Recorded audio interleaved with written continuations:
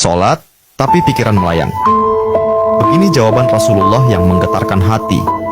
Pada suatu majelis Rasulullah, suasana terasa begitu tenang. Para sahabat duduk melingkar menyimak setiap perkataan beliau dengan penuh perhatian. Namun, di antara mereka, ada seorang sahabat yang tampak gelisah.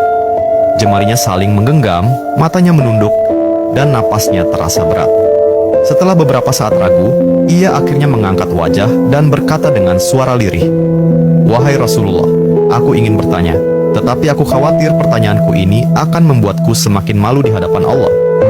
Rasulullah pun tersenyum lembut, menatapnya penuh kasih sayang.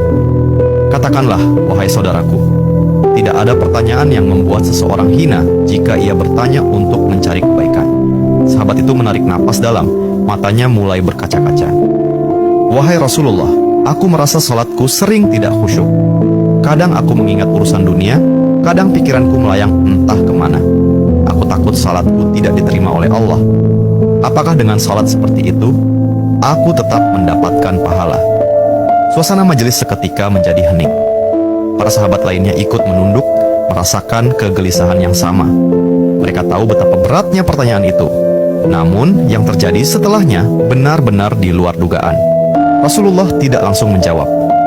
Beliau menatap sahabat itu dengan penuh kelembutan.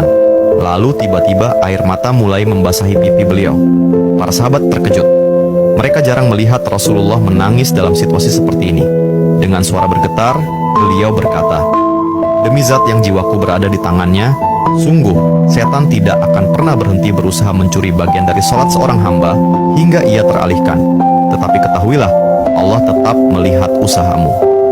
Rasulullah menarik napas dalam, lalu melanjutkan, "Wahai saudaraku, jika engkau meninggalkan salat hanya karena takut tidak khusyuk, maka setan akan menang.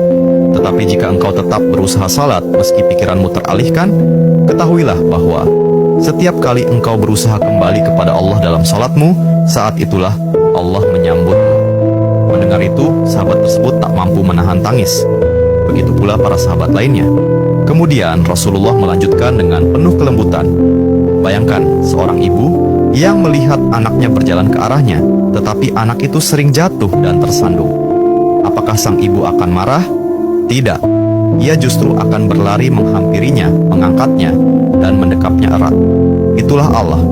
Ia lebih penyayang daripada seorang ibu kepada anaknya. Selama engkau terus kembali, Allah akan selalu menerimamu." Air mata mengalir di pipi sahabat itu. Kata-kata Rasulullah begitu menusuk hatinya. Sejak hari itu, ia tidak lagi putus asa dalam sholatnya. Ia tetap berusaha khusyuk, dan setiap kali pikirannya melayang, ia mengingat nasihat Rasulullah. "Setiap kali engkau berusaha kembali, saat itulah Allah menyambutmu." Jangan pernah berhenti berusaha. Jika kisah ini membuka wawasan kita, yuk berbagi, biar banyak yang tercerahkan. Setiap satu kebaikan dibalas Allah 10 kali kebaikan. Barokallah forever. Amin ya Rabbal Alamin ya Mujibas Sailin.